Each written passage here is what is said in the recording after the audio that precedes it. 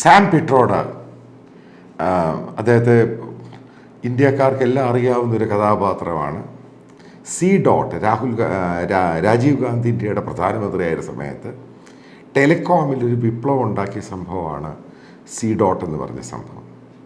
അതിനുശേഷം ഇന്ത്യയുടെ പ്രധാനമന്ത്രിയുടെ സയൻറ്റിഫിക് അഡ്വൈസർ കൂടിയായിരുന്നു, ടെക്നോളജി സയൻറ്റിഫിക് അഡ്വൈസർ കൂടിയായിരുന്നു ഈ പറയുന്ന സാം പിട്രോഡ. ഇപ്പോൾ അദ്ദേഹം അമേരിക്കയിൽ സ്വന്തം ബിസിനസ് ചെയ്യുന്ന അമേരിക്കൻ സിറ്റിസണാണ്, ഇന്ത്യൻ സിറ്റിസണൊന്നും അല്ല. അപ്പം അദ്ദേഹം ഇന്നലെ കൽക്കട്ടയിലുള്ള സ്റ്റേറ്റ്സ്മാൻ പത്രത്തിന് കൊടുത്തൊരു ഇൻ്റർവ്യൂ ഉണ്ട്. കാരണം സാം പിട്രോഡയെ ഞാൻ 2-3 പ്രാവശ്യം കണ്ടിട്ടുണ്ട് നേരത്തെ. അപ്പോൾ ആ ഇൻ്റർവ്യൂവിൽ ഏറ്റവും വംശീയപരമായ പരാമർശങ്ങളാണ്, അതായത് ഭയങ്കര റേസിസ്റ്റ് കമൻറ്റുകളാണ് അദ്ദേഹം ആ ഇൻ്റർവ്യൂവിൽ പറയുന്നത്. ഇന്ത്യ എന്ന് പറഞ്ഞ മഹാരാജ്യത്തെ 4ആയിട്ട് ഡിവൈഡ് ചെയ്തുകൊണ്ട് ദക്ഷിണേന്ത്യക്കാർ അവരുടെ നിറത്തെപ്പറ്റി പറയുകയാണ്. അതായത് നമ്മുടെ കോംപ്ലക്ഷൻ ബേസിക്കലി ദക്ഷിണേന്ത്യക്കാർ ദ്രാവിഡിയൻസാണ്. അതിനെപ്പറ്റി പറഞ്ഞ കമൻറ്റ് ആഫ്രിക്കക്കാരെ പോലിരിക്കുകയാണ്.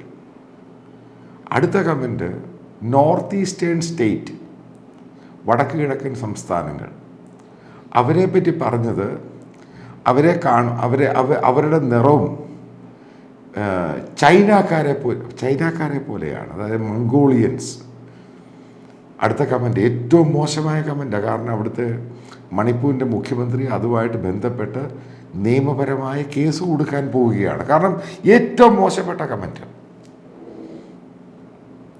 അടുത്തത് വെസ്റ്റേൺ ഇന്ത്യ, ഗുജറാത്ത്, മഹാരാഷ്ട്ര, രാജസ്ഥാൻ്റെ ഈ ഗുജറാത്തുമായിട്ട് ചേർന്ന് കിടക്കുന്ന ഭാഗം, അതിനെപ്പറ്റി പറഞ്ഞത് അറബ്സിനെ പോലിരിക്കുകയാണ്.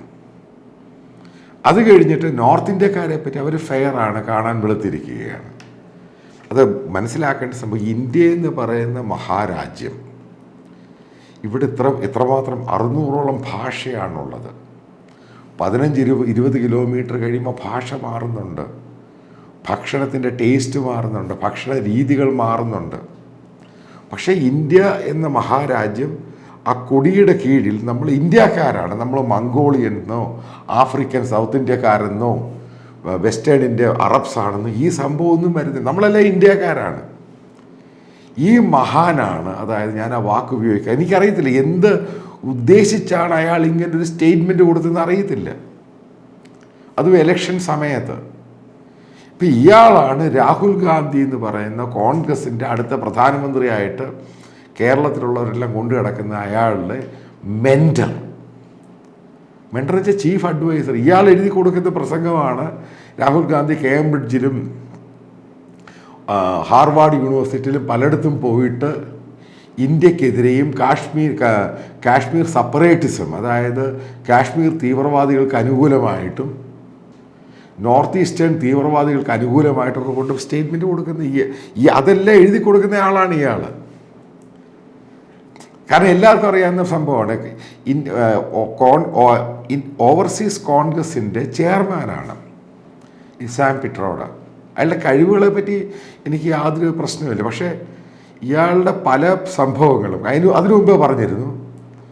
അമേരിക്കയിൽ വെൽത്ത് ടാക്സ് ഉണ്ട്, അതായത് ധനികന്മാരുടെ പല പണം ഗവൺമെൻറ്റിനായിട്ട് കൊടുക്കുന്നുണ്ട് അവരുടെ മരണശേഷം ആ സംഭവം.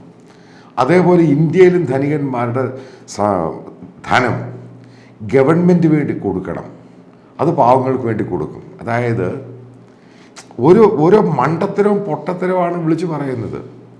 ഇത് അമേരിക്ക പോലെ രാജ്യമൊന്നും അല്ല ഇന്ത്യ. അമേരിക്ക പോലെ രാജ്യം ഇന്ത്യക്കാർ ആ രീതിയിലുള്ള തോട്ട് പ്രോസസ്സും വരാനൊക്കെ സമയമെടുക്കും. അപ്പം അത് വലിയ കോൺട്രവേഴ്സിയായി. അപ്പം അതിനുശേഷം ഉണ്ടാക്കിയ ഏറ്റവും വലിയ വംശീയത, ആ രീതിയിലുള്ള സ്റ്റേറ്റ്മെൻറ്റാണ് അയാൾ കൊടുത്തിരിക്കുന്നത്. ഇയാളെ പൊക്കിപ്പിടിച്ചാണ് രാഹുൽ ഗാന്ധി ഇന്ത്യയിൽ പലയിടത്തും പോയി പ്രസംഗിക്കുക. അതാണ് ഈ പ്രസംഗം മുഴുവനും ബ്ലണ്ടറും പൊട്ടത്തരമാണെന്ന് പല വീഡിയോകളിലും ഞാൻ പല പോസ്റ്റുകളിലും പറഞ്ഞിട്ടുണ്ട്. കാരണം രാഹുലിന് സ്വന്തമായിട്ടൊന്നും ഉണ്ടാക്കാൻ അറിയില്ല, കാരണം അതിനുള്ള കഴിവുമില്ല. ഞാൻ നേരത്തെ 10ാം ക്ലാസ് 12ാം ക്ലാസ് പയ്യൻ്റെ ഒരു സ്റ്റുഡൻറ്റിൻ്റെ ആ തലേന്നല്ല ആ ഒരു സംഭവം മാത്രമേ ഉള്ളൂ. എനിക്ക് മനസ്സിലായിട്ടില്ല രാഹുൽ ഗാന്ധി ഈ പറയുന്ന സാം പിട്രോയുടെ പല സ്റ്റേറ്റ്മെൻ്റ് ഉണ്ട്. ഈ കോവിഡ് സമയത്ത്, അതായത് ഇന്ത്യ ഗവൺമെൻറ് നടത്തിയ പരിശ്രമങ്ങൾ കോവിഡിനെ തടയാനും അതേപോലെ നമ്മുടെ ഈ വാക്സിനേഷനുമായിട്ട് ബന്ധപ്പെട്ട് ഇന്ത്യക്കാർക്ക് ഇത്ര പേർക്ക് വാക്സിൻ കൊടുക്കാൻ 10 വർഷം വേണ്ടി വരും എന്നൊക്കെ വെറുതെ സ്റ്റേറ്റ്മെൻ്റ് അടിച്ചു വിട്ടിട്ടുണ്ട്. അതെല്ലാം രാഹുൽ ഗാന്ധി എടുത്ത് അലക്കിയിട്ടുണ്ട്. അപ്പം അതോടുകൂടിയാണ് ഈ രാഹുൽ ഗാന്ധിയുടെ പല സ്റ്റേറ്റ്മെൻറ്റ് ഇയാൾ പറയുന്നത് എഴുതി കൊടുക്കും, അത് രാഹുൽ ഗാന്ധി വിളിച്ചു കൂവും. ഇങ്ങനെയാണ് രാഹുൽ ഗാന്ധിയുടെ പലതും വെടിതീർന്നു പോയത്. ഒന്നാമത് രാഹുൽ ഗാന്ധി, ഞാൻ നേരത്തെ പറഞ്ഞ പോലെ, ഒന്നിനെപ്പറ്റി പഠിച്ച് മനസ്സിലാക്കുവാൻ, ഇന്ത്യയെപ്പറ്റി അറിയുവാൻ പോലും രാഹുൽ ഗാന്ധി ശ്രമിച്ചിട്ടില്ല. ഇതേപോലെ ഓരോരുത്തരും പറഞ്ഞു കൊടുക്കും.